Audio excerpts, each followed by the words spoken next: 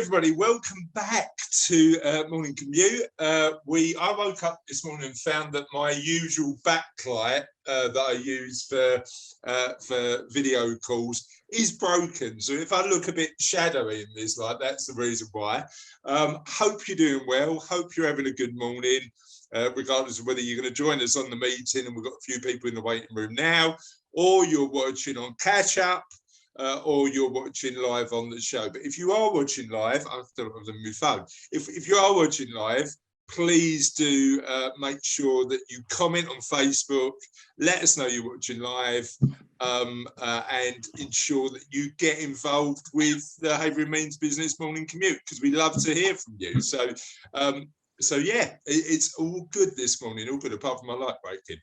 And we are going to start, as usual, with somebody who popped up on my screen first. It's the legend, I'm not underestimating it, that is Ian Fraser. How are you, mate? Good morning. Good morning. I'm fine, thank you. It's that time of year, talking about lights breaking, it's that time of the year when, as the sun comes up and it's a sunny day, you have to pull me blind down, otherwise I'm blinded by the light. Yeah, it's getting a bit darker at nights now, isn't it? Which I don't know how I feel, to be honest. I mean, it's just one of those things where we have summer back, please. Did we have one this year? Not really. Not really. No, not that last year. Last year was a scorcher. Yeah, we had the light, but we didn't have the heat, did we? That's the challenge. So we normally have an icebreaker, and Paul and I didn't prepare one. Paul and I were talking about books, though. So I think the best icebreaker is what you're reading at the minute, Ian. I'm going to be really boring. I'm just reading all the stuff that's coming out of the ICO at the minute, because there's absolutely loads of changes and loads of codes of practice that they've been working on for ages, and they're finally being released. Amazing. And we'll talk about that in the work bit. What was the last either business or fiction book you read? Oh, grief. I've been rereading some. I think big Tom Clancy fans. I think Some of All Fears was the last one that I reread. Yeah, Jack Ryan. Who would have thought that a lowly data analyst all of a sudden becomes the top spy in the CIA? I mean, yeah, but it makes for compelling reading. One of my favourite books is a book called, and it's on that line, I Am Pilgrim. Have you ever read that? No. It's amazing, and I mean, it's absolutely ridiculous. It's like clearly not true, but it's one of those where you read it and go, I've got to read another page. Do you know what I mean? I've just got to read another page. But yeah, it's good. Quintessential page turner. Exactly. Thanks, Ian. Cheers. Next, we've got Sharon. Sharon, how are you? I'm very good, thank you. How are you all this morning? Good. Everybody looks quite engaged. Now, I owe you an apology because we've been playing sort of a bit of telephone tennis this week. I know. I'm sorry. And the reason is because I was doing my management accounting, as I do probably sort of once a month, and Xero have changed all their reports from the last time I looked. So I couldn't find the report I needed because Xero changed all the names. I was like, help!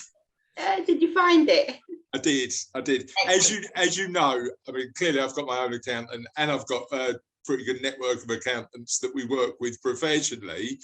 You were my first call, though, because I know how good you are at Xero. Oh, I'm sorry. And I was like, I can't believe it. And I know you called me back, so thank you for doing that. But yeah, how are you? How's your week gone? Yeah, no, all good, thank you, all good. Still got this wretched cough, as you can hear, but all good otherwise.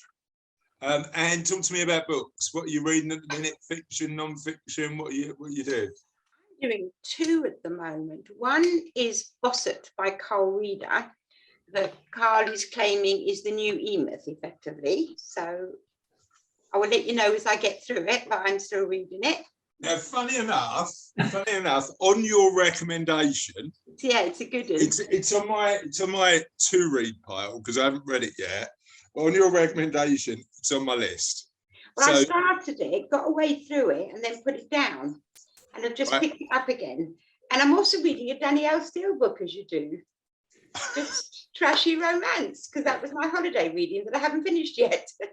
Okay, fair enough. I don't know what to say about that. I'm definitely not buying that one. That's all I'm. No, shush, you disappoint me. Danielle Steele. You know what? It's one of those things. I suppose it's one of those books where you can just read it and not worry about it too much, right? Exactly. You know, it's that Holiday reading. read. Yeah. What's it called? Just so we can avoid it. This one is The Promise that I'm reading, which is one of her very, very first books. Okay, fair enough. And just to entertain me, really, what's the plot line? Well, it was also a film, so I missed the film. I was obviously too young for that one, but I must try and catch it. Fair enough. I don't know where to go with that, Sharon, to be honest. I don't know anything about Danielle Steele, so I'm going to... Carol, how are you? I'm all right, thanks. Hello, everybody. This is so exciting to be back. No, it has been a while because we've been doing the sort of offline networking at the See Me and sort of doing some other stuff. We've got to mention we've got the HMB social coming up that I'm excited about. I mean, basically, it's just a bunch of people meeting in a pub, but I'm excited about it. You? I'm very excited about it. Yes. Oh, look, Sharon, I'd like to see that enthusiasm. Yes, I've been putting the word out there, so if everyone else can do the same, that would be wonderful. Yeah, we'll do that, and we'll make sure we've got plenty of people on that. And just while we're talking Havering Means business events, we've also got at the end of October the event we're doing with the MP for Hornchurch and Upwards to Julia Lopez and the Lower Thames Gateway. That seems to be increasingly popular, but what I underestimated is how contentious that subject might be. So I think I might have created a bit of a whirlwind there. So I'll have to try and definitely sidestep the politics of it. It's weird. I ended up in a conversation with Ross from the Havering Daily this week. Who's a lovely, lovely guy and does amazing work over at the Havering Daily, and he's a local councillor, so he's sort of quite heavily involved in local politics. I avoid politics in general like the plague, but I seem to have just stepped into this accidentally stepped into this realm that I'm going to quickly step out of. I think it's just not going to be my bag. So, Carol, let's talk about the elephant in the room. Did you beat me at the Havering half? You did, didn't you? No? No, not quite. Chris crossed the line just in front of me, guys, and I was so hopeful that I might have beaten you on chip time. I checked the chip, 2 seconds. Oh. Not that I would have rubbed it in or anything, but yes, I lost to the stronger runner. But oh my goodness, didn't we do well? It was so hot. Such a good day. I loved it. That hill at 10.5 miles isn't pleasant, is it? I mean, when I did it in 2019, that hill was at 3 and a bit miles, and you can live with that, can't you? But 10.5 miles run up Ingerbourne Hill is not something I want to repeat, really. I was already struggling so much by then to run up there, and I was halfway up, and I could hear someone going, Carol. One of my friends was at the top. Well, funny and enough, then she ran down with me, which was very sweet. So yeah, I needed her on the way up. Well, funny enough, your friends just followed you around the course, didn't they? And just sort of like a number of people was driving the car to the finish and beeping and. Oh yeah, they were crazy. So yeah, that was my friend with her daughter and my 2 kids, and yeah, so obviously everywhere you look. I think my favourite video that she took was Jeff Brazier running along, looking all perfect with all of his guys around him. And then Martin's just behind him, and all Jeff Brazier could hear is "Go on, Martin! Go on, Martin!" Obviously, Martin beat him as well. So yeah, I mean, my favourite shots from there. I mean, there was loads of great photos taken. Big shout out to Trevor, who's my friend, who's a really great photographer, who's out there doing loads of really good shots. But the weirdest one, and Cassie and my youngest, Sophie, were out. Sophie was giving a high five, so I saw some of those shots. And there's an amazing photo that Cassie WhatsApped me the other day of just Sophie spraying something in your face to cool you down. So that was amazing. But my favourite was the official finish photo that came out yesterday, I think, of the Havering Half. And the reason I love it, Carol, is because I'm running along and you were like sort of just there with me. But your friends were holding up a sign that says Carol as I cross the finish line. So it looks like my name's Carol. I mean, it's just like it's just the most like sort of interesting. I was like, I might change my name. It might be easier. Talk to me about books. So what are you reading? I was going to say, I think we better move on because A, we've completely ruined my win of the week, and B, I think everyone else is going to fall asleep. So very briefly, I'm still reading Barack Obama's autobiography. It's so it's a long, beast, isn't it? Yeah, I'm nearly there. But yeah, definitely his wife wins hands down on autobiography. And whether it appeals to different things, obviously he goes much more into depth about all the things they were doing with the economy and the healthcare and everything. Yeah, it's a lot more policy hers stuff. hers is more of an overview of everything, and even down to things like creating a garden in the White House and stuff. So it's no offense to him, but I preferred hers. But yes, I think the library's had to renew it about 3 times. It's taken me so long. I mean, it's 700 pages old, isn't it? It's just huge. So yeah, no, it's quite a read. Okay, thanks, Carol. And we've got a Havering Means Business Morning Commute newcomer who he did say to me he was coming to a morning commute, and here he is. It's Addy. Addy, how are you, mate? I'm good, Chris. Thanks. Good. I didn't know whether that was you were just amazing at being still, or that was your photo. Talk to me about life. What's been going on with you, business-wise and life-wise? Well, I've missed your drive and just hearing you going about the books you read. I remember you were telling me about reading the books all the time. Makes me kind of homesick to go get my own library. Well, Paul was saying this is my little home collection library. Ignore the gin, all right? The gin isn't part of the book collection, but and I'm not drinking it at the minute anyway because I'm teetotal to the marathon. But talk to me about the books you're reading at the minute. I've not read any books. That's the point. Oh, you've got to pick up a book, Addy. You've got to pick up a book. And tell me about what's going on business-wise. Yeah, well, you know how it is. The pandemic has kind of had people have to take a break and renew what to do. And so I've kind of revamped. I've got a new company now called LB Academy. So I'm working as a strategy consultant. And it's about innovation and stuff like that. Great, and we'll talk a bit more about that when we talk about what's going on in all of our businesses. But tell us a little bit about how the pandemic's been for you personally. How have you been? I've been good. The illustration thing was I'd actually been working remotely from home before it hit, and so when it hit, I could kind of take it to my stride. Yeah. Right, but at the same time, there was a drop in business, so that was a bit of a struggle. But health-wise and otherwise, I've been okay. Good to hear. It's interesting though, because I put out a little poll on the Havering Means Business Facebook page where sort of the community hangs out and sort of comments and posts and stuff like that. And I don't know whether this is accurate across the entire sort of Havering business community, but a lot of people are telling us now that actually they're busier than ever, and certainly our own perception of sort of where we are.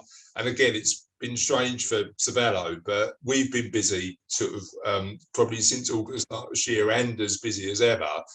So I wonder whether we've just sort of effectively bounced back. It'd be interesting to have that conversation when we talk shop as we go round. And lastly, but definitely not least, we're joined by Paul. Paul, how you doing? Yeah, very good. Excuse me, very good, Chris. Very good. Thanks very much. Now we've already had a book chat already, but share because the community might benefit from it. Share with us the book you're reading. Yeah, by all means, it's a book called Asking Questions the Sandler Way, which is Sandler is a different type of business coach, which probably is American, but it's a completely different way of looking at things from any other business coach I've come across, to be honest with you. And it's all about accepting and putting yourself on a level footing with the prospect. So, it's from simple things like, instead of going into a meeting and say, thank you ever so much for agreeing to see me today. Well, I'm glad we could both get today's meeting in the diary. And it's not just a question of the prospect vetting you, it's also you vetting that prospect. Do you want that prospect? Do you want to work with them as a client? And I suppose one of the good things that comes out of it is, is they talk about setting upfront contracts, obviously about the things you're going to talk about, and also the way ahead once you come to the end of your meeting. And it's trying to move away. There's always three options. It's a yes or a no, or it's a maybe. I'll think about it, I'll come back to you. And they're always telling you to move away from that maybe, or I want to think about it, because for a lot of people that I'll think about it never actually comes. And all that happens is you provide more and more unpaid consultancy and free advice, and then they never ever become a client. And it's accepting the fact that a no is okay. If you're going to get a no today, not 3 months down the road when you've wasted time and time and time. So I think our first ever conversation, Paul, was about fees, wasn't it? Yeah. I think the first, when we met, I don't know, was that 2 or 3 years ago now? We had a conversation about fees, and I think we were having a conversation because what we established we give some time away at the start for free to listen to how we might be able to help. And then, we've got to agree commercials, because, otherwise, it doesn't work for both parties, does it? No, not at all. And I say it's an interesting way to look at things, Sandra. I must admit, there's more and more books out there which I keep going through, and it's fascinating. It's just a different perspective on sales, and no matter what business you're in, you are selling. Yeah. And as you say, I think, if you can pick up 1 or 2 tips from every book, and I'm a bit of an ideas magpie in that regard. So I'll pick an idea, and then it just morphs into the way that you're comfortable sort of communicating and presenting in your business. That's the way I think reading for me supports me to move forward. So thanks, Paul, and we're really looking forward to hearing all about what you do to help people a little bit later on. Let's talk a bit of business then, and we'll start with Ian. Ian, tell everybody, because I suppose the other thing to bear in mind is we are now at 750 members of the community, which is quite good, which is all right. When I was at CME last week, I called us Haverin's happiest accident, and I'm sticking with that one. But let's talk about, firstly, explain what your business does, how it helps people, and what's going on in your business at the minute, so that the people who are new to the community and are watching live, they've never experienced a morning commute before, can understand a little bit more about you. Thanks, Chris. My name is Ian. My company is iBray Limited, and I help people do things in the right way, and I help them make those changes, starting off with helping them to identify what it is they need to recognise. And what I concentrate on is all around the risks in business. So whenever you start a business or a new venture, you open yourself up to risks. It's unavoidable. Some of them are regulatory, some of them are because you want to belong to a industry or trade body, some of them are because you want to be an accredited partner. All of those come with strings attached. So I help them understand what they are, and I help them to make the changes to comply with it. That's kind of it in a nutshell. Great. And tell me about what's going on at the minute in your world. Well, the other business that I've got, as you know, Chris, is Chelmsford Business Partnerships, and that has been going absolutely amazing. That's a subscription group. We've been going for just 6 months. We're now past the 65 member mark. We're starting to put on our educational package, and we recently launched our Young Business Owners group as well. So that's trying to encourage people who are new to business and also people who have got, people who are under the age of 35, so they can help each other, be their own peer group, and pull themselves along. And that's been going great guns as well. As far as iBraze is concerned, I've been talking to people mostly about how to do things better for them. And whilst, I have to get to know a business to help them identify the right way for them to do things, but there are definitely wrong ways. And this is what people are wanting to hear at the minute, and that's what I'm putting out there.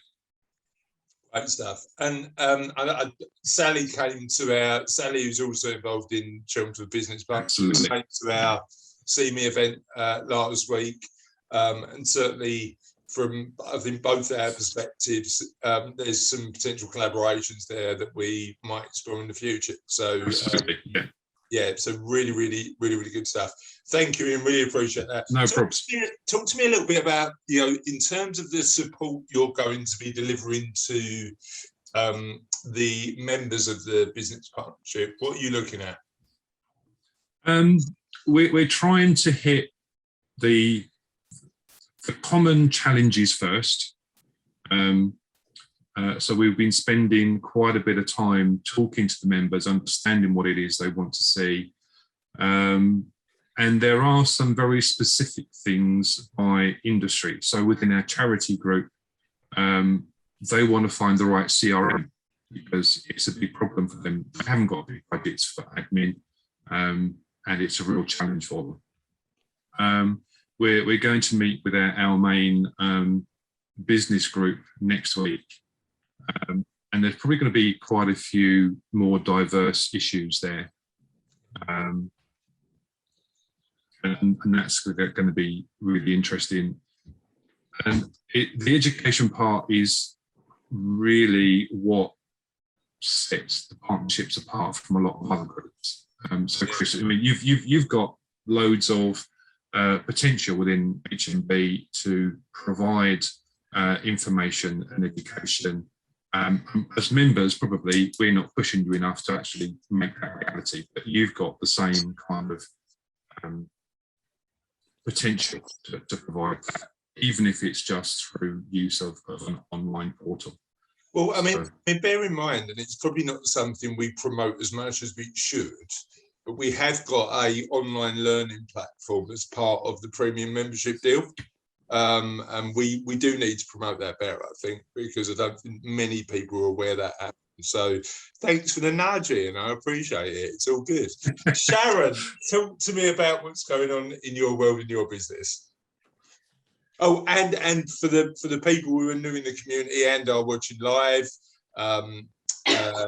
please let us know what you do, how you do it, and a little bit about you. And before I forget, hello to Julie Wedge, who is watching live. She's commented on the Facebook group. So hi, Julie.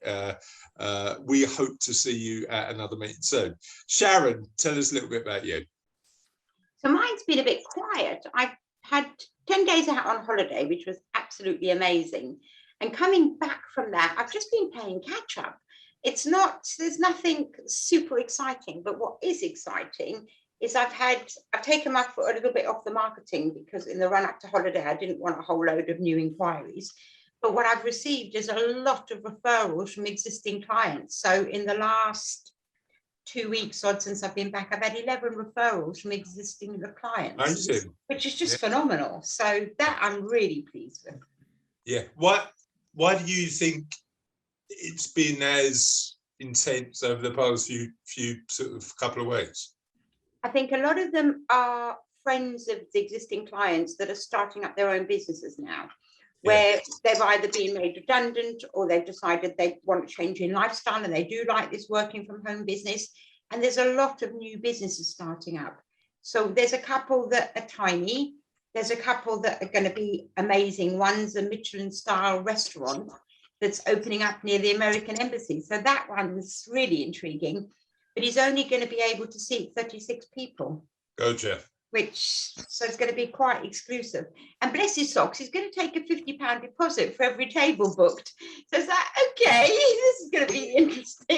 you know what? I think there is an element of, well, number one, business protection. It stops people booking a table and not showing up, doesn't it? So there's that element. But also number two, exclusivity about, it's weird. I don't know what you, how do you pick a restaurant? How do you personally pick where you go?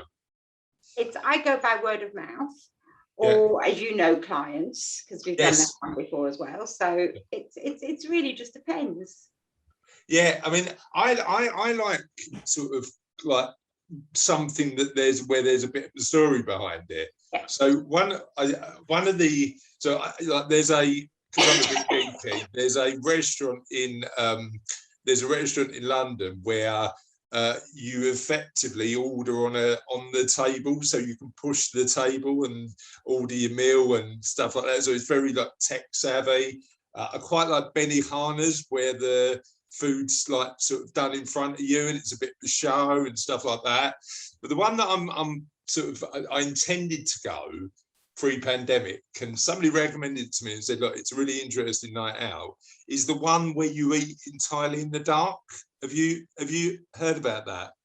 I've done that abroad. I did that as an experience, and that was incredible. Well, they say it was amazing.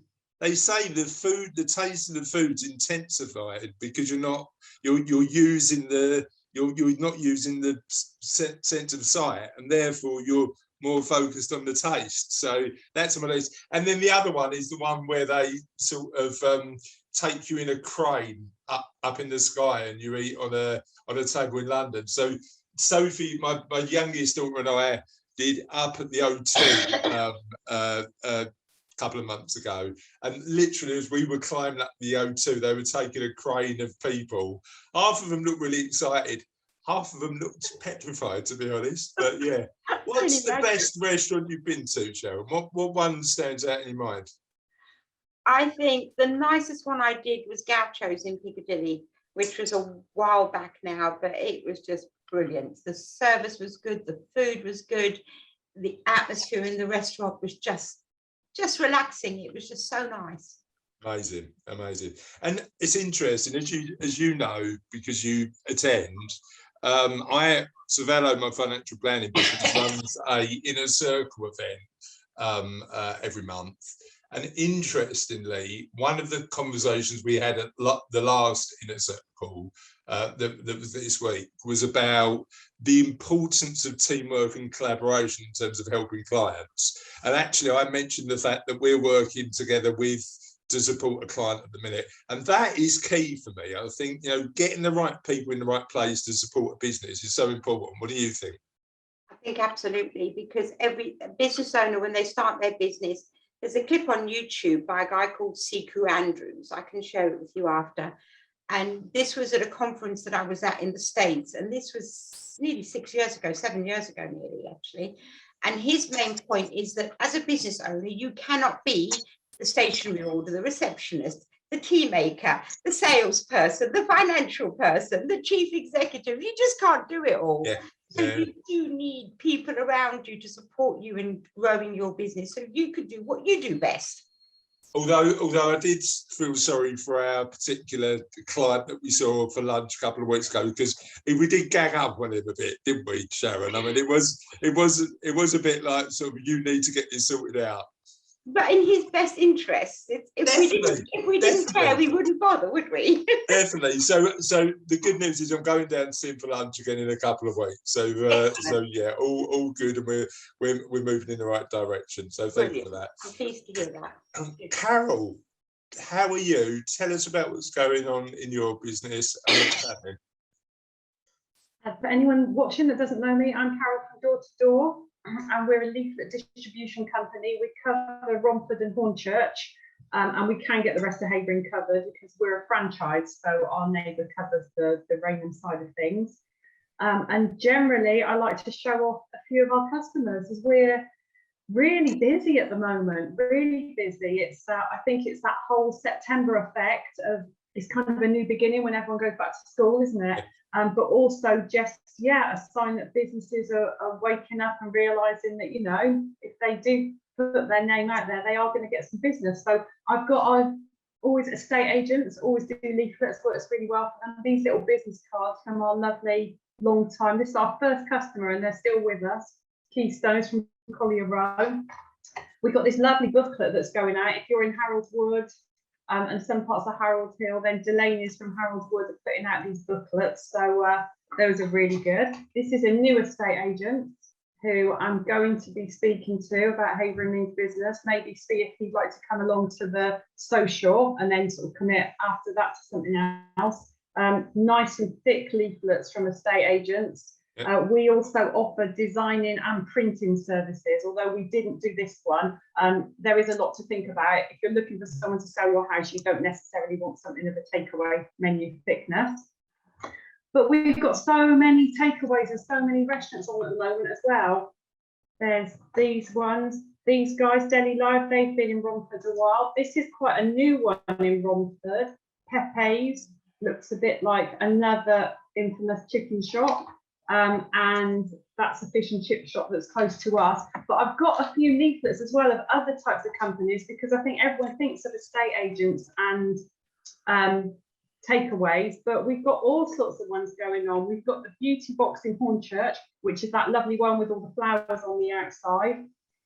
Their leaflets are going out and about at the moment.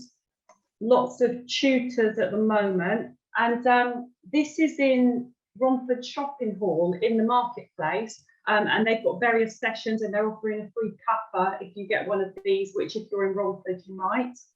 And the wonderful Havering Council. I think I talked about this before we broke up from our Zoom meetings.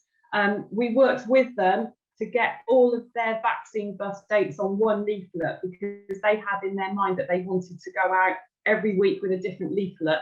And obviously with lead times and print times and coordinating everything, it wasn't going to work for us, but we got there eventually. And they've got their bus that goes around vaccinating people.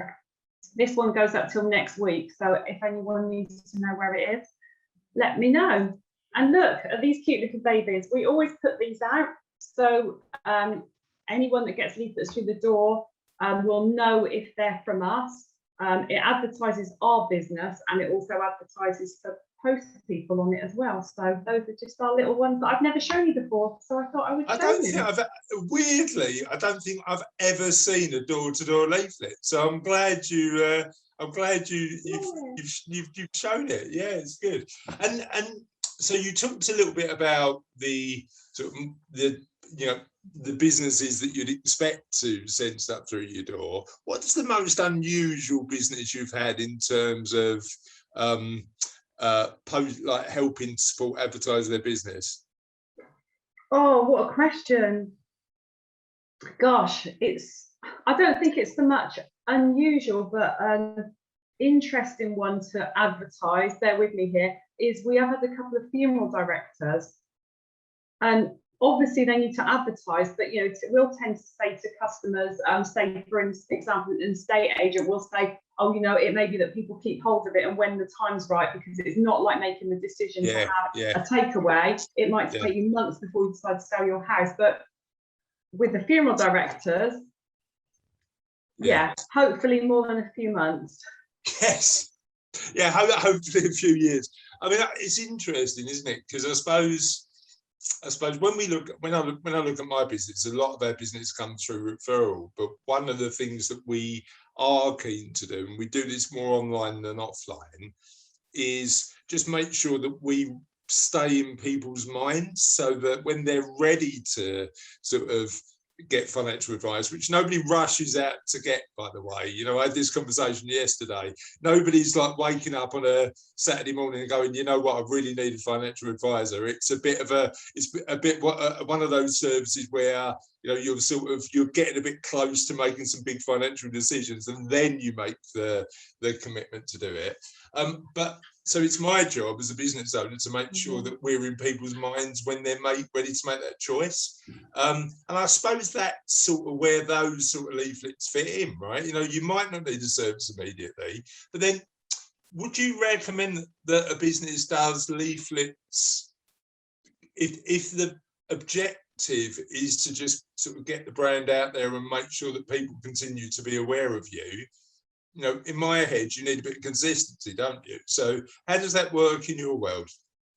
Yeah, absolutely. We'll tend to say to customers, it's like any sort of marketing, the more that you can put into it, obviously the more people you're going to reach, the more your name is going to get out there. But we'll do campaigns with people where they'll do one campaign, then they'll hit the same area again, maybe a couple of months later, to give that, oh, I heard of this one, how have I heard of these guys?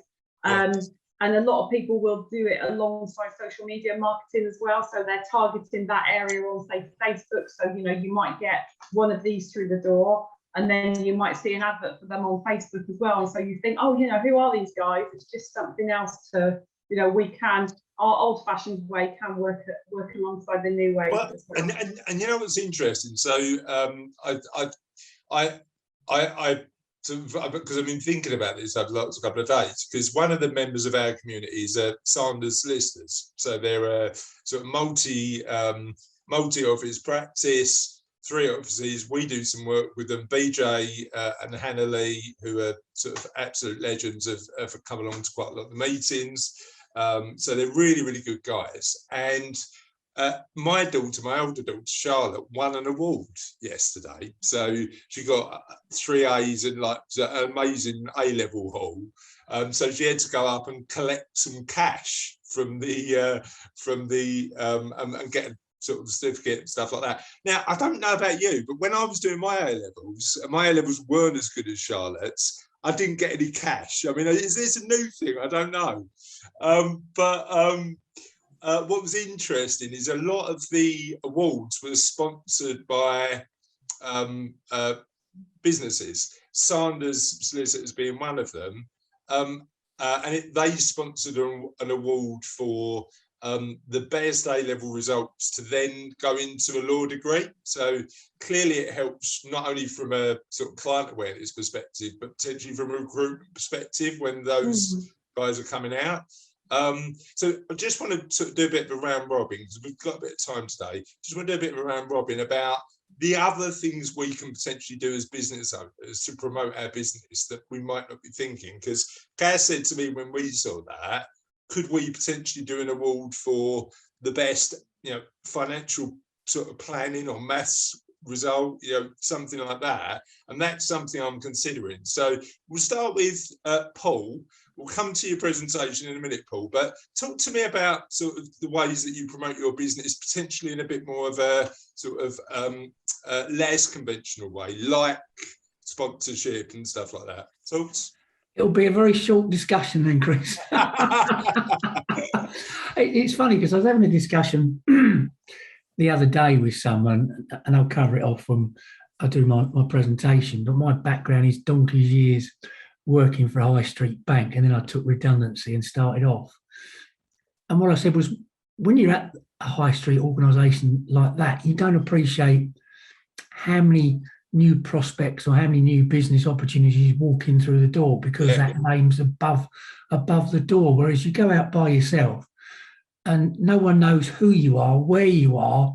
They don't know your email address, they don't know your phone number, they know nothing about you. And you go, well, where do I start?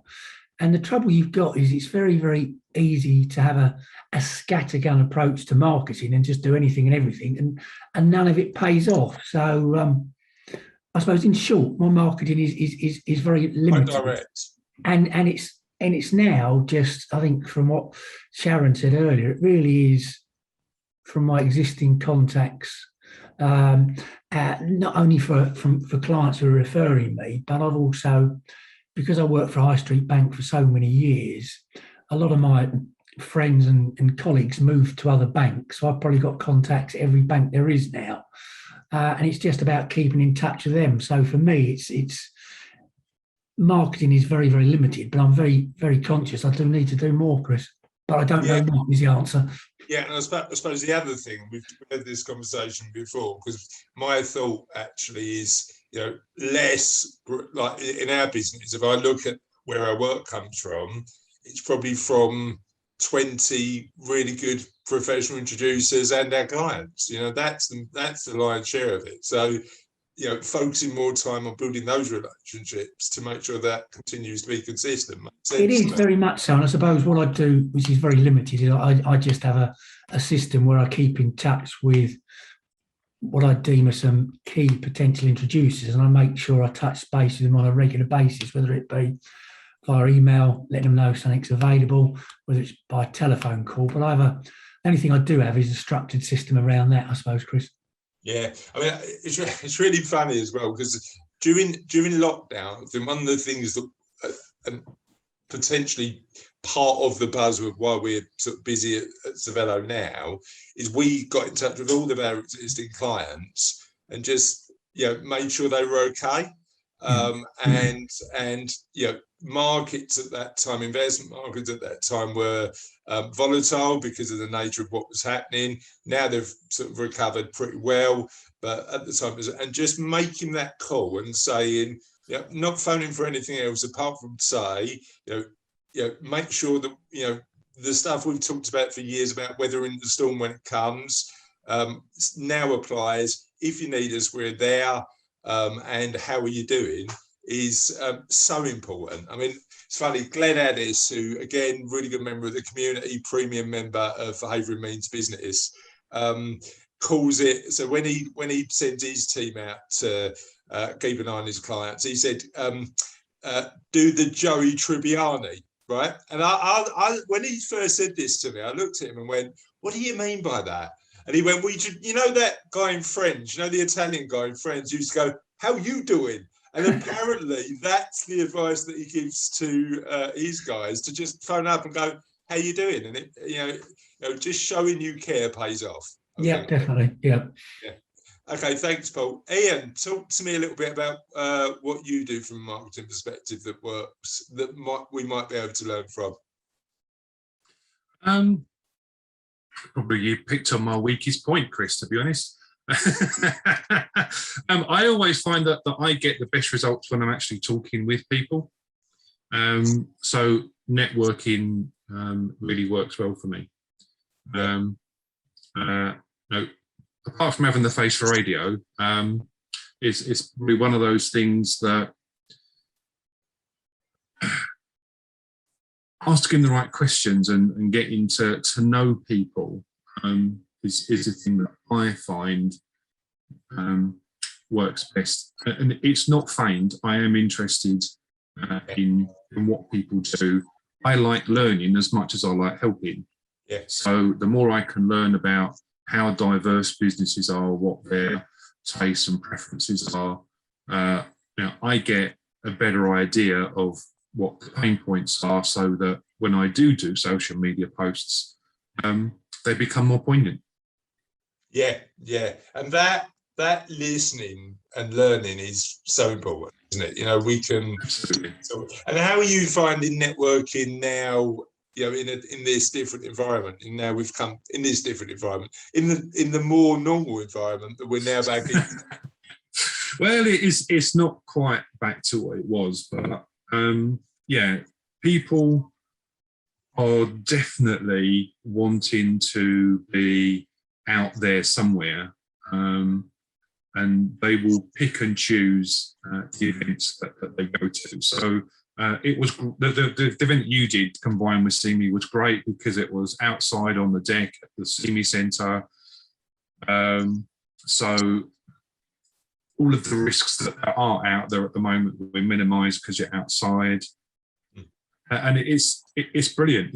Who knows what's going to happen October, November, but everyone, I think, is keeping their fingers crossed that not too much will change, and that society will be less disrupted than it was before. Having surety of things are continuing to move forward is what we need as a business community, as much as human beings, for our own sanity more than anything else. But I think it's just about consistency at this point, isn't it? Knowing what the playing field is then allows you to plan better. And it's that sort of volatility of change and sort of the rules changing every week is where the issue lies. So yeah, it's interesting. Thanks, Ian. Really appreciate that. Sharon, now you must have seen loads of different businesses market in loads of different ways throughout your career and learned from that quite well. I mean, one thing I do want to highlight is the way that you promote your own webinars and events, because I think everybody could learn a little bit about that, particularly where you do it on LinkedIn in a different way. Because when Russ and I were running our webinar with you, we were like, that's really clever, and we still don't do it, so we still need to start sort of learning from that. Russ, are you hearing this? Don't pick on Russ. Well, big news for anybody coming to the HMB social. Russ is going to be there, Russ, right? Woo! It's gone completely quiet now. I am attending. He is attending, yeah. Thanks, Russ, really appreciate that. But yeah, so Russ and I were talking about the way that you sort of promote webinars. And I suppose webinars isn't, you know, evidencing your knowledge to your potential clients, but also your existing clients is a way to do it. Before you start, Sharon, I just want to tell one story about an existing client of mine who attended our webinar. So we invited our existing clients and new clients,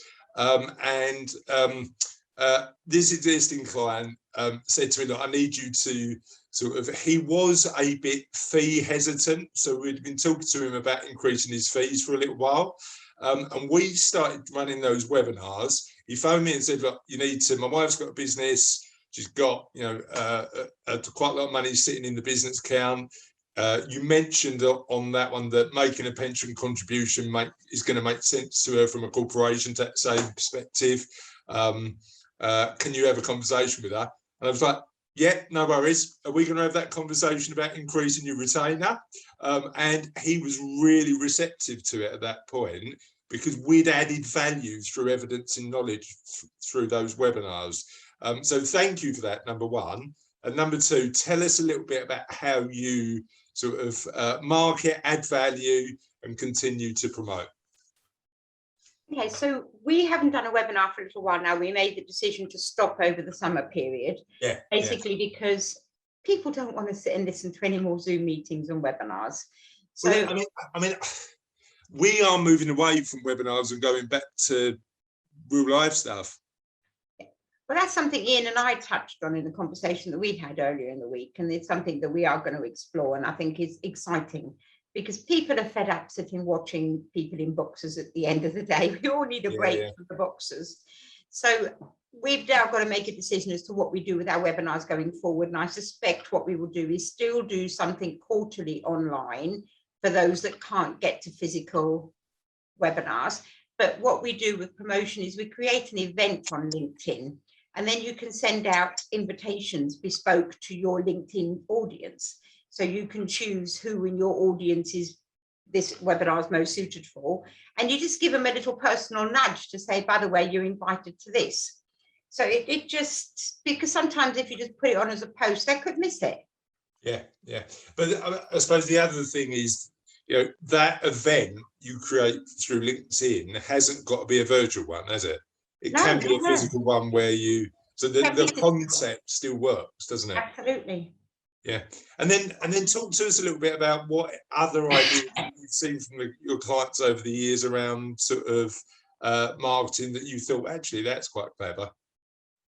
So there's a few, and there's something that I've been talking to Carol about, actually. And there's another contact that Carol and I share who will be roped into this to do the design and print side. And all I need to do now is come up with the words on the other side of the leaflet. So we're trying a few different things. We're doing an email marketing campaign to businesses. I've then got an ebook which is coming out, which is going to be part of a Facebook advertising, which is going to be very directed to the same audience, as it were. And then what Carol and I are looking at is a leaflet to go through doors where we'd like our clients to be living. So it's then that third touch point, hopefully, for some of them, just keeping the name relevant and making sure that they know you're here. So when they do say, oh, I'm ready to think about making a move, you're at the forefront of their mind, as you said earlier. It's important to do that. Yeah, great. Thank you, Sharon. Really appreciate that.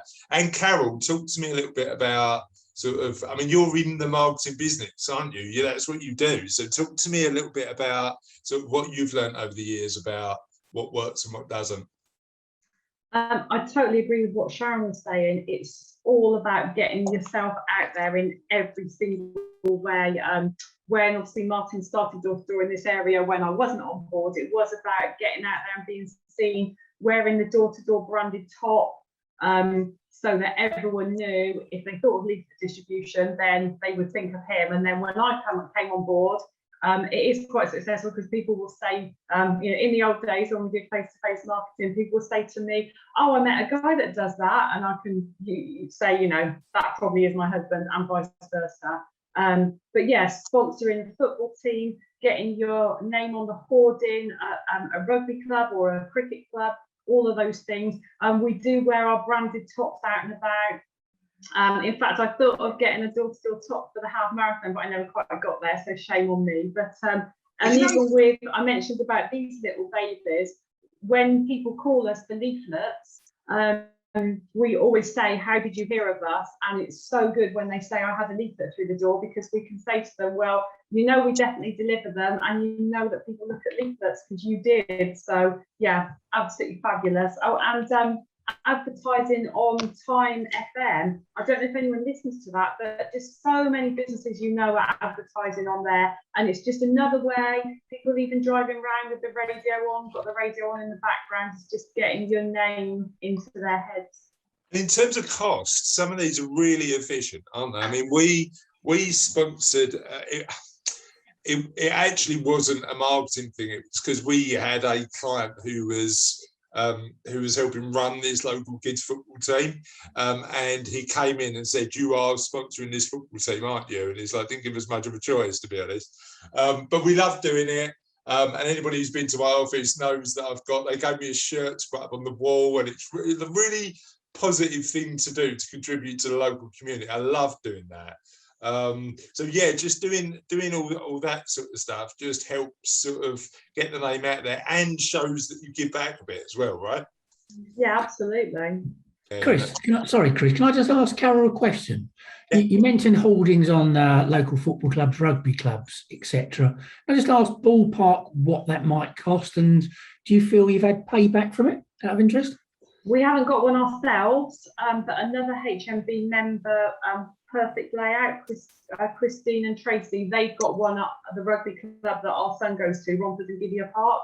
But yeah, we haven't done it ourselves yet, but yeah, it's one that we'd definitely be interested in, because, you know, those guys always need funding, but I'm sure Christine would be happy to help you out with that. All right, thank you. Yeah, I mean, I think the answer is it depends on the club, Paul. Yeah. So I think, you know, I mean, we've got a bunch of HMB members of the community who do that. So the one that springs to mind to me is Steve Chilton, who ERB Insurance bought Hornchurch FC. So have a chat with Steve. He'll be happy to help you. And then the other one that springs to mind, and this is probably a bit more expensive, but Ian Gorsuch from Haynes Watt sponsor Dagenham and Redbridge, and they've got their holdings up. Okay.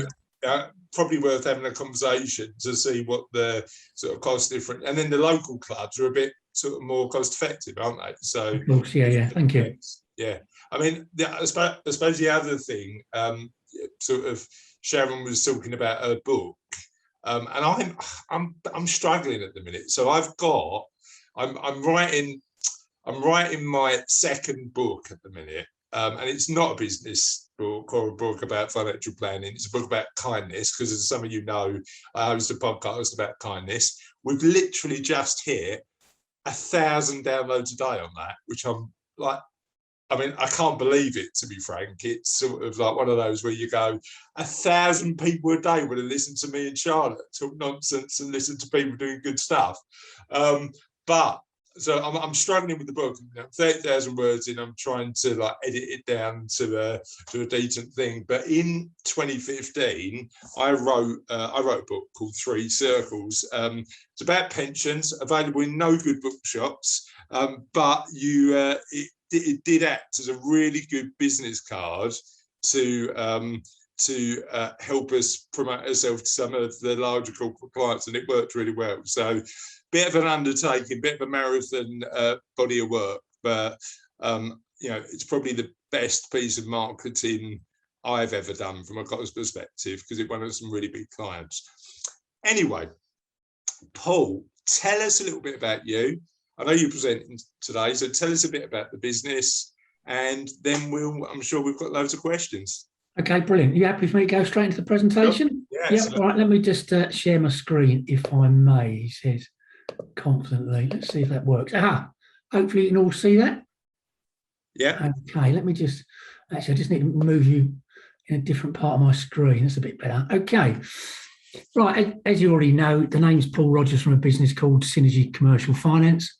What I intend to do today is hopefully not bore you too much, but for about 10 or 15 minutes, I'll run through, I suppose, a bit of background on myself. I'll then go into Synergy Commercial Finance, who we are, and then I'll talk a little bit about the type of lending we help our clients secure, and also give you a couple of examples just to give you a flavour of what it's all about. And perhaps if anyone's got any questions, they can just hold fire to the end, which would be fantastic. Thank you.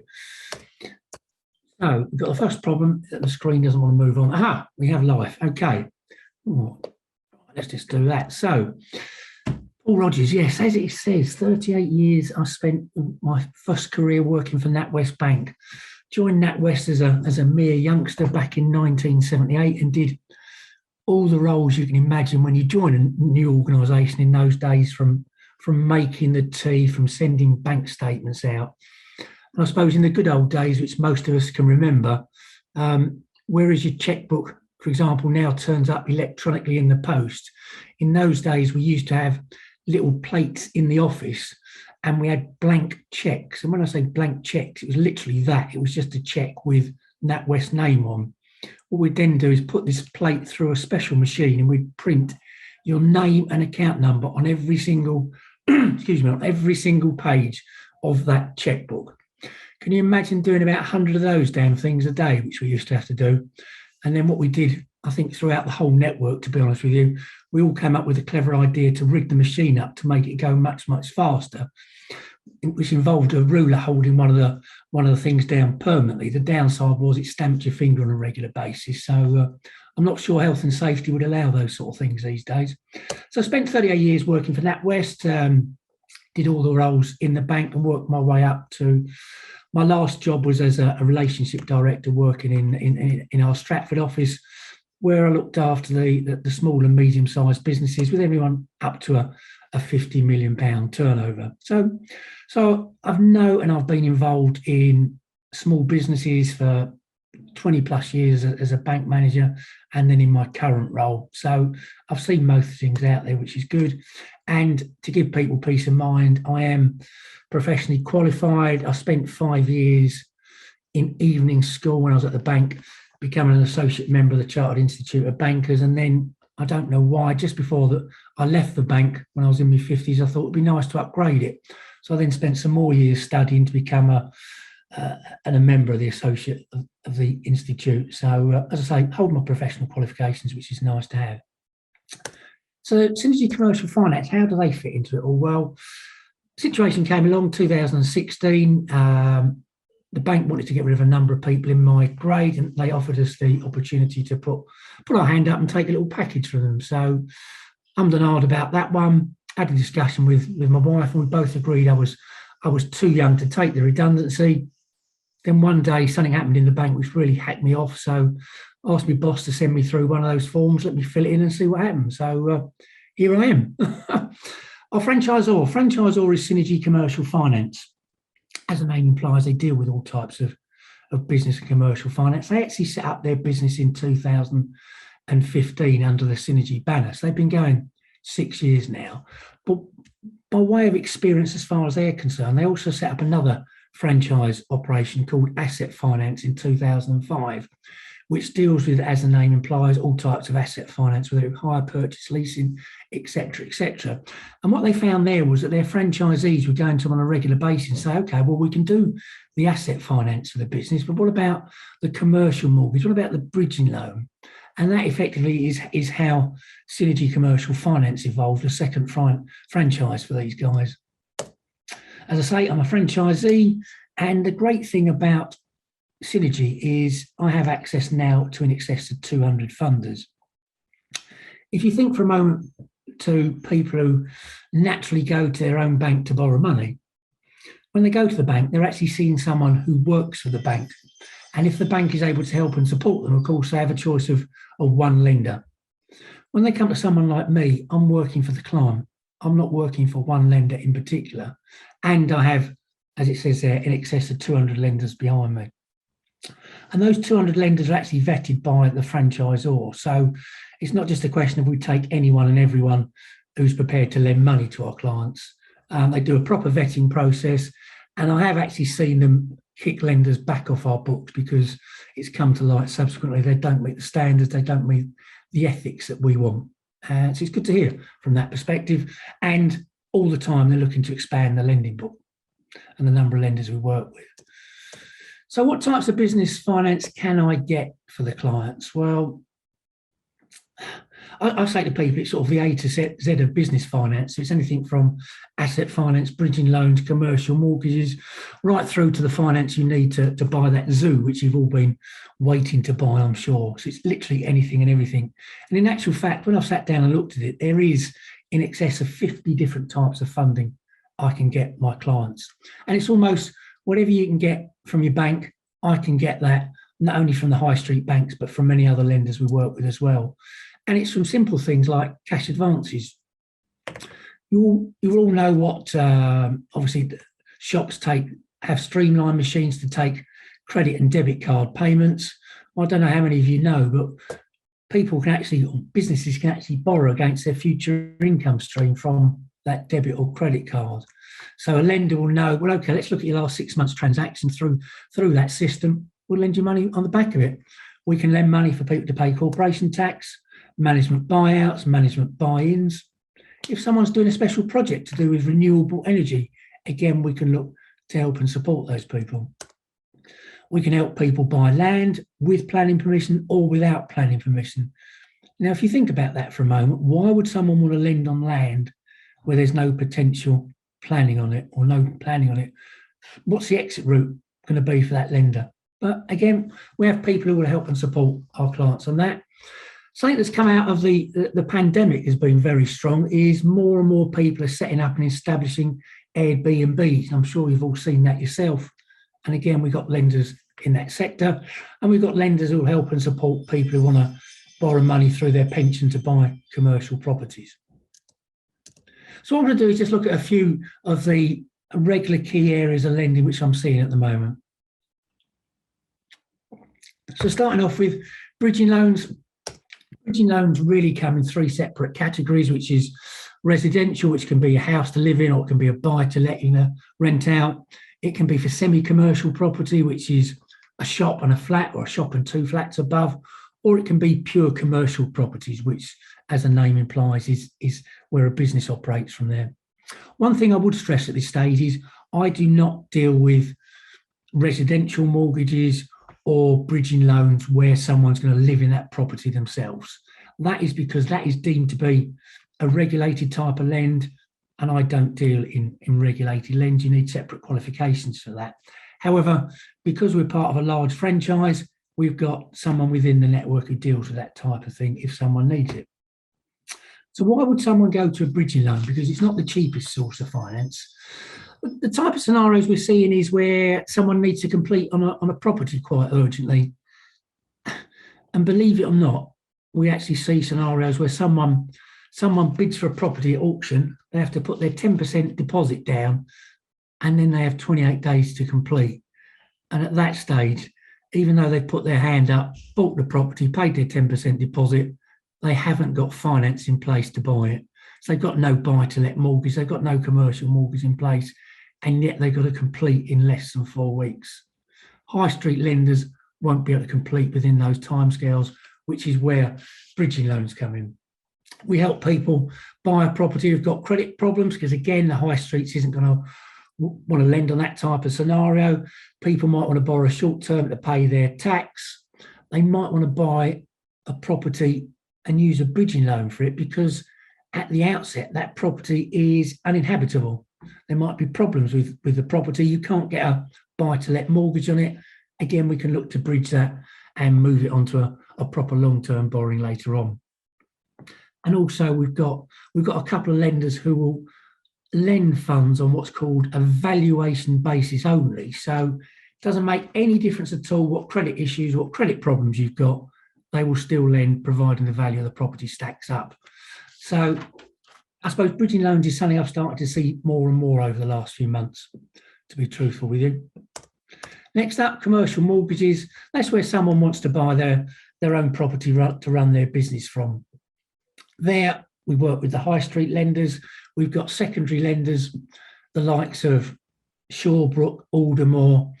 But again, more and more lenders are coming into that market, which you may well have heard of or you might not. The likes of Recognise is quite a popular one. We've got Atom Bank.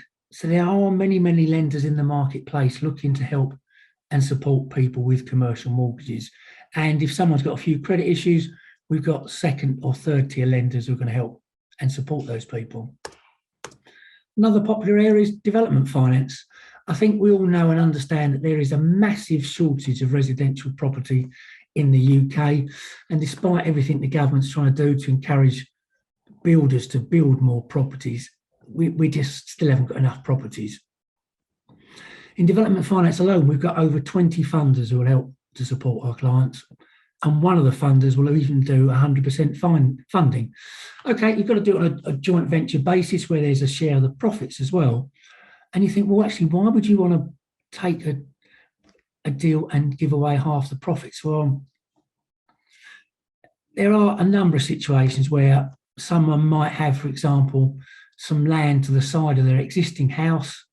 They get the opportunity there perhaps to get planning, perhaps to build the property, but they've got no money themselves to put into the project. So a joint venture will be undertaken on that type of scenario. Or indeed, we see situations where developers have already got a couple of projects on the go. They've been offered a fantastic deal to buy some more land, but of course have no money. So again, why not do it on a joint venture basis? And for these type of things, there's normally a monitoring surveyor, drawdowns against architect certificates, but it depends on how experienced the client is on this, because again, if they haven't got the right expertise, we point them in the direction of the right lender who will hold their hand.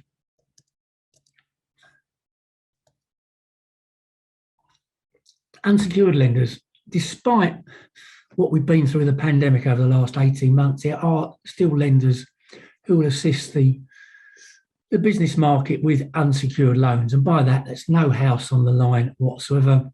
And they will potentially look to lend up to £500,000 with a repayment term of up to 5 years.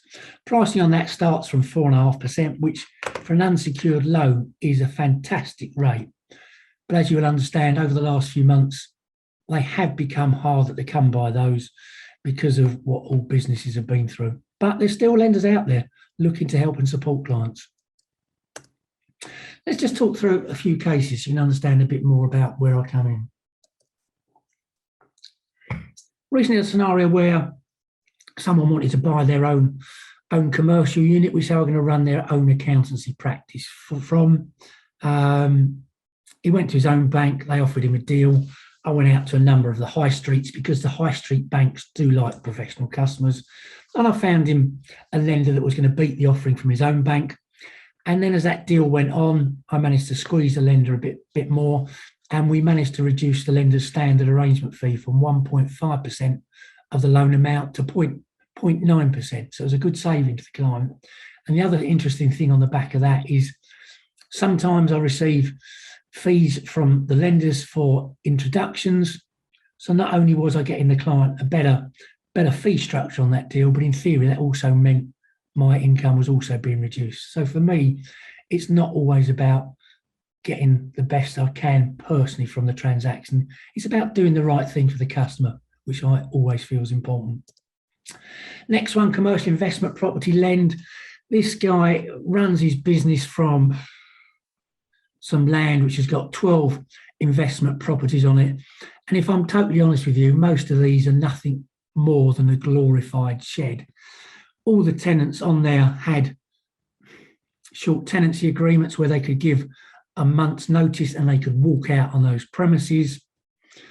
The guy had no experience in running a commercial investment property lend.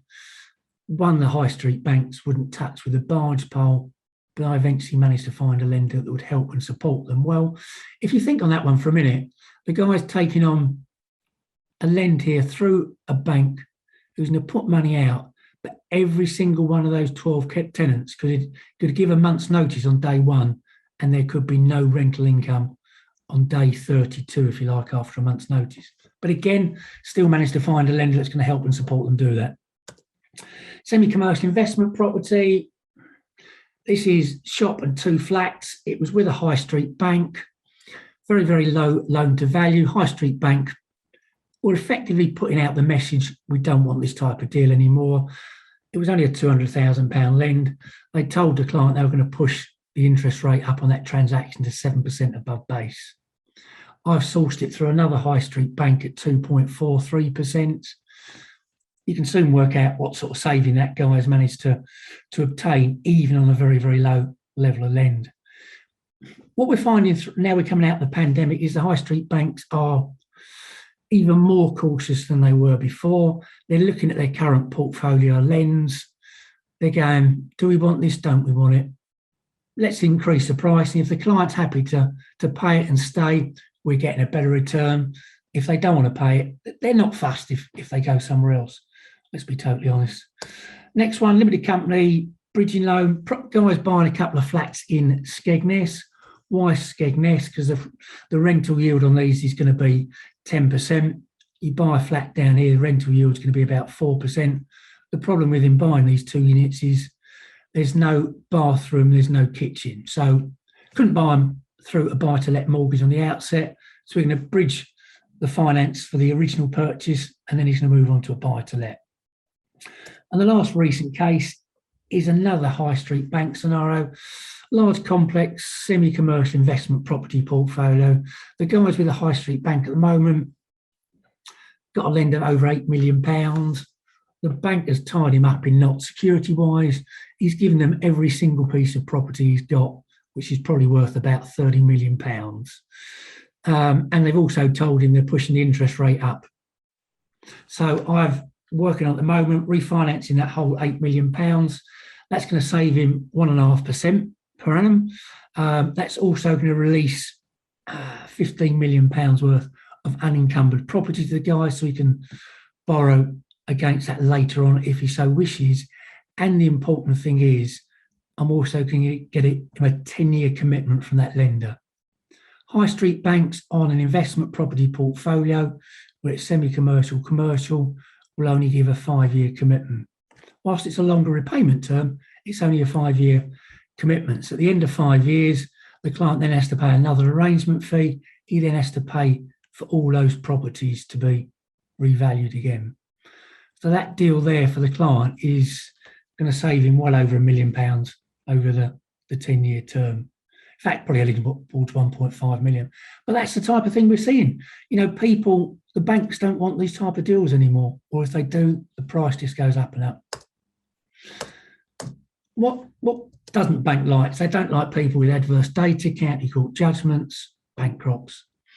I say to people, it doesn't matter what your credit file is, doesn't matter what your situation is, there's always a lender who will help and support you. But you've got to appreciate it's going to come at a cost. If you've got adverse, the pricing goes up. The risk is greater for the lender. And I say to people, well, let's assess what that cost of borrowing the money is. What profit are you going to make out of the project? Is it worth you doing? Yes or no? If it's not, you don't do it. There's no point. But if there is, it's got to be considered, certainly. They don't like expats, non-UK nationals. They don't like people who haven't got any formal accounts for their businesses. Again, we can help and support those types of businesses. They don't like quirky security, something that doesn't fit their traditional box. If it doesn't fit in a little box, then a tick, they don't like it.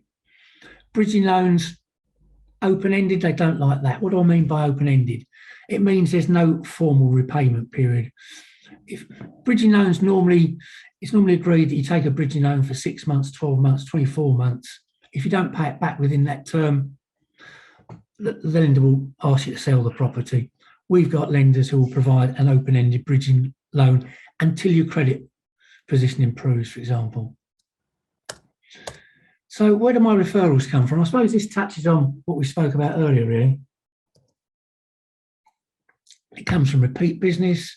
It comes from banks because of the contacts I've got through ex-colleagues of mine who are now with other banks. You know, I say to them, look, if you can't help a client, believe it or not, the hardest thing to actually say is after you've had a relationship with a client for 3 or 4 years, it's actually hard for you to say, no, we can't help you with that finance, Mr. or Mrs. Customer. I say to them, well, if you can't help, just say you know someone who might be able to help and might be able to look at other lenders for them. And the referrals also come from my existing relationships. How can you assist me? I suppose it's just if you can listen out for scenarios where people say they can't speak to their own lender, they're unhappy with their existing finance, the bank's hard to get hold of, etc., etc. I am always contactable. I always return my phone calls. I always return any emails I get. I'm not sure every bank can say the same. An ideal contact for me are people, commercial selling agents. Obviously, got estate agents who predominantly deal with residential properties. Commercial selling agents are great for me. Accountants, banks, and those people who say they haven't got a relationship with their bank anymore. Perhaps because of the size of the business, their relationship with the bank has been now downgraded and they're sitting within a pot of customers. And those people who moan about the banks, and let's face it, we all hear about that from time to time. And why do people use me? Yeah, we've got experience, we've got knowledge, etc., etc. And then I thought, yeah, probably everyone can say that. So for me, it's about, I always tell my clients my view of the situation at the outset. I'll be honest with them. I'll be upfront. If it's something I can't handle, I'll tell them that rather than waste their time. If I'm going to charge the client and its charge isn't always payable in every case, I'll advise them before they do anything. If there is a charge, it will never change. And I suppose one of the big things is, which not every commercial finance broker can say, I've got experience on both sides of the coin. So I've got many, many years spending on the bank side, understanding how their credit decision works, understanding how their process works, understanding what they look for, etc. And I've now got it from the client angle as well, and the commercial finance broker. And I was trying to think, what can I finish with? Something interesting about me, something you might remember. I suppose the thing to remember for me, I don't know why I come up with it today, is I am the man with 4 kidneys. So on the good side and the bad side, unfortunately, I've had kidney failure twice, which has meant that I've had to go on to dialysis for a number of years twice. But on the positive side, I've also had 2 kidney transplants. And the interesting thing is when you have a kidney transplant, you don't actually have the old ones taken out because there's so much fat and tissue in your back. There can be complications if they remove them. So they put your new kidneys in the groin. So you can remember me, I'm the man with 4 kidneys. Thank you.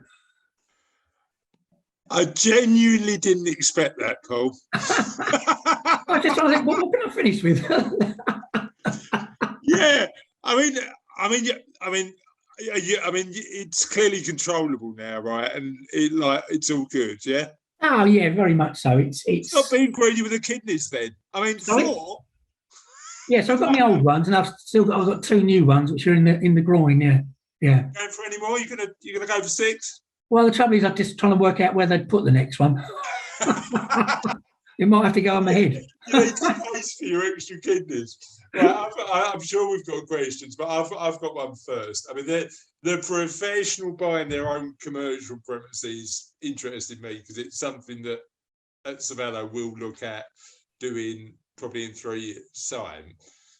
Now, I'm aware, because I've done a bit of research in terms of some of the costs involved in buying a commercial property for the first time. But for those who don't know, just explain a little bit about what you need to bear in mind in terms of cost.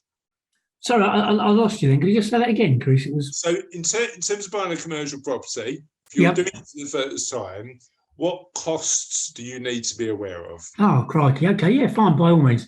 The cost, the lender's going to charge you an arrangement fee. Which is obviously if you're buying a residential mortgage, there'd be an arrangement fee payable to the lender, but it's more expensive. As a general rule, the lenders are going to charge you about 1.5% of the loan amount. The lender's going to require a professional valuation undertaken on the property. That professional valuation will have to be undertaken by one of their own panel of valuers. So I discourage people from getting their own valuation done at the outset, because you end up paying it twice. You're then going to have legal costs through your own solicitors, and depending on the transaction, there may or may not be a fee payable to me. So it's not a cheap exercise buying it, but I suppose, you know, you have to balance that out against, have you been renting a property, Chris? If you have been renting, what's that rent? How long have you been paying that rent for? And you know, I've got someone at the moment who's paying rent of £15,000 per annum on his property.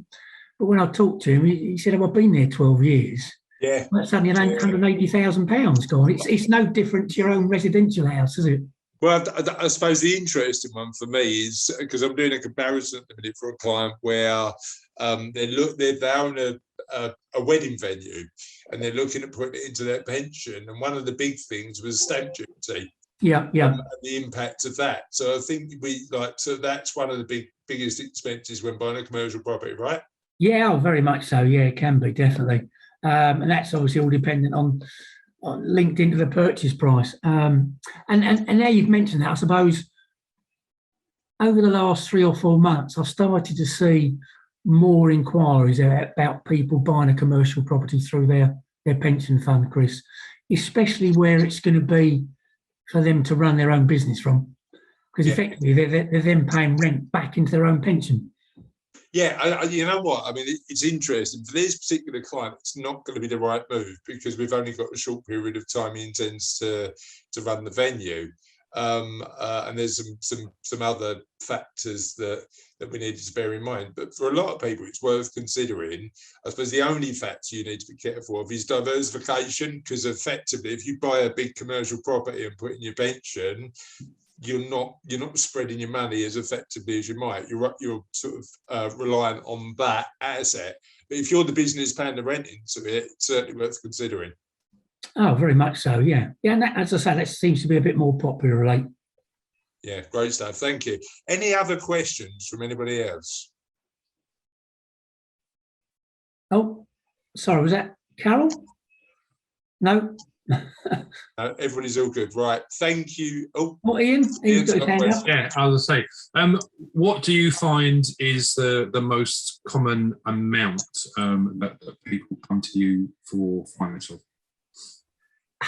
It's a good question, but I suppose it's very hard to be specific, because, you know, I've had situations where people have come to me for £10,000 of hire purchase, where they want to buy some assets for their business in. But then I've got the other end of the spectrum, which I mentioned earlier, where I've got someone who wants me to refinance £8 million worth of investment property lend. So it's literally anything and everything. And you know, where I sit is, I'm sure, like all of us, it's all about helping and supporting that client. So, you know, it might not be a large transaction, but providing I can help them on their way, that's what it's all about for me.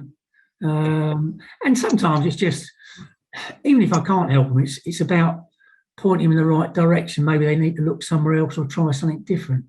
You know, my attitude is it costs nothing to talk. Yeah, absolutely. Yeah, thanks for that, Paul. Oh, pleasure. One extra question that I've got. I mean, I suppose one element, particularly, I mean, if it's property, you've got the security of the property as an asset that the lender can be a bit more comfortable with. You know, talk to me a little bit about, like, sort of using stock as security or another asset. Does that happen quite a lot? Sorry, I don't know why I'm having trouble here. Using what as security, Chris? Sorry. So if you're purchasing a commercial property, you're in a position where of course, yeah, secured on that. Yeah. The lenders typically want their loan secured on an asset, like, for example, future earnings or stock, or what impact does that have with the interest rate? If they've got security, they're going to get a better interest rate. There's no shadow of a doubt there, Chris. It's certainly going to help them. And I suppose, yeah, it depends on what the type of lend is as to what the type of asset, because, you know, we've got lenders who will lend against a picture. perhaps not a picture of you, Chris, with due respect, but a proper painting. You know, Sophie did an amazing. I mean, she's only 9. Paul. She did an amazing piece of art last night. Can I use that as security to buy me office? No. So we've got lenders who will lend against a proper professional painting, which can be valued. They'll lend against handbags. They'll lend against watches. So there are lenders who will lend against almost anything, but I'd say that they're going to be a bit more expensive. But depending on the situation, they could be quicker because they can see your watch, they can value it and go, yeah, we'll lend you X against that. But again, there's lenders who will lend against stocks and shares portfolio. They'll lend against hard assets. So it might be the commercial vehicle, it might be the commercial crane. I've got lenders who will consider lending or consider helping to buy cows. So almost anything and everything. But yeah, if there's an asset involved, typically you should get a better price. But as you can imagine, the security is only one aspect of the lender's overall assessment. It's also going to be what contribution have you got towards a project? What do your financials look like? Can you prove there's secure serviceability from the existing business with it before we even look at the security? But again, I touched upon earlier, we've got unsecured lenders. For the right business, you can get it at sub 5% unsecured, which is a very, very good rate, Chris. Very good rate unsecured for a business. So, what do you think the impact's going to be when? I mean, we've had the inflation news this week. Potentially, that could have an impact on interest rates. What are your thoughts around that? Yeah. I would tend to say yes, but the only reason why I'm hesitating is I'm getting the impression that lenders are sitting on billions of cash.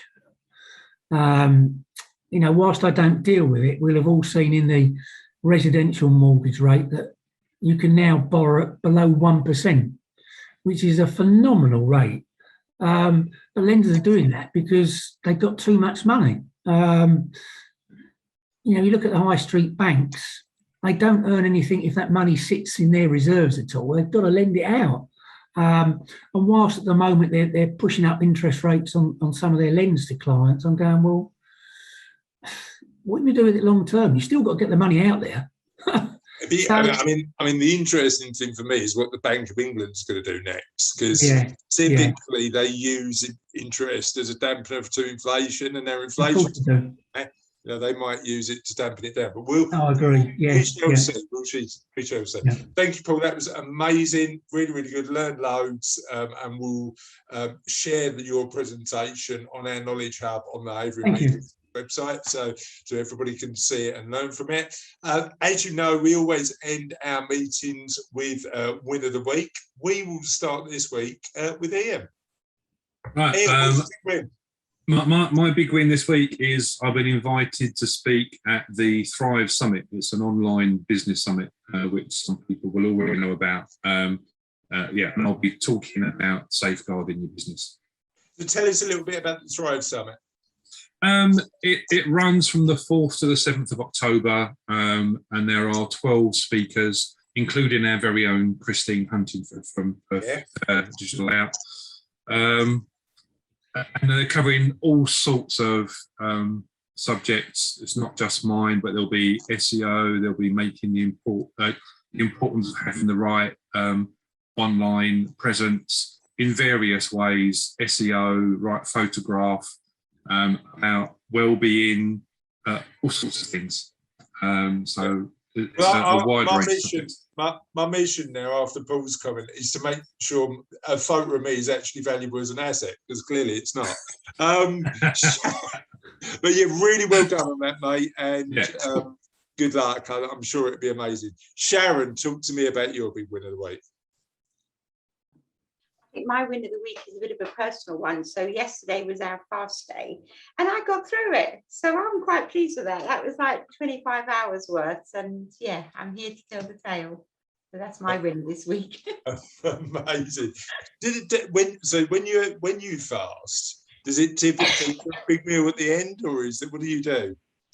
I tend not to, because I find having not eaten for 25 hours, if you do go for a big meal at the end, you just feel sick. Yeah. So it tends to be just normal and a nice early night. Just a snooze. That sounds like my sort of day. Oh, great. Thank you. Carol, talk to me about I think I know what your winner of the week's going to be, but talk to me about it. Oh, Martin's yeah, amazing. Love it. We've already bored you, obviously. We will bore the rest of you guys, me and Chris, about the running. So yeah, I just wanted to say what an amazing community event it was. There was like great big cheer squads, like the round table and Havering residents, but there was so many people out on the streets, even like right out in the back roads near Hunchurch Stadium. People like with little stalls set out at the front, giving out sweets and drinks. And I just think the whole thing was amazing. I loved it. I absolutely loved it. And the amount of sort of community spirit out there over on that day was brilliant. It was just nice seeing people that I mean, the weird thing is, you know, we've probably all experienced this over the past sort of couple of weeks or, you know, month or so. We're now meeting people that we only met virtually. And there was people at that event that I'd sort of never met in person, and I got to see them. So yeah, it was really, really good. And you're right, the support all the way around. Although, as you come off Hatton Lane and run by the sort of airfield bird sanctuary thing, they did give me a sweet that I had to unwrap, which is a bit to be honest. By Sharon Suso. But yeah, it was a really, really good event. Absolutely loved it. Just quick question: how long has Martin been sitting there waiting to show his medal? He got up and put it on at 6 a.m, so he's a bit fatigued now. Great stuff. Thanks, Carol. And Paul, tell us what your big win of the week is. My win of the week, I suppose, is picking up on what we spoke about earlier around marketing, which I suppose I don't consider what I do as marketing, but on a regular basis, I just pick up with people who I haven't worked with, we couldn't do deals with for whatever reason. And I just happened to touch base with one of those earlier in the week. And he said, oh, I'm glad you run me. My own bank's turned me down for 600 grand. Can you assist? I thought, yeah. I've looked at the numbers and gone, why have they turned you down? But it was all about, if I hadn't picked up the phone in the first place, clearly hasn't got my number still, my name, whatever. So it just shows we need to keep in touch with those people we do or don't work with, because you never know what's around the corner, do you? Yeah, and just making sure those relationships continue to be as good as they are. Right? It's really important. Well, that's it for today. Thank you so much for another amazing morning commute. Have a lovely Friday. Have a lovely weekend, and I will see you in the community soon. See you later. Brilliant. Thanks. Bye. Bye. Take care. See you. Bye.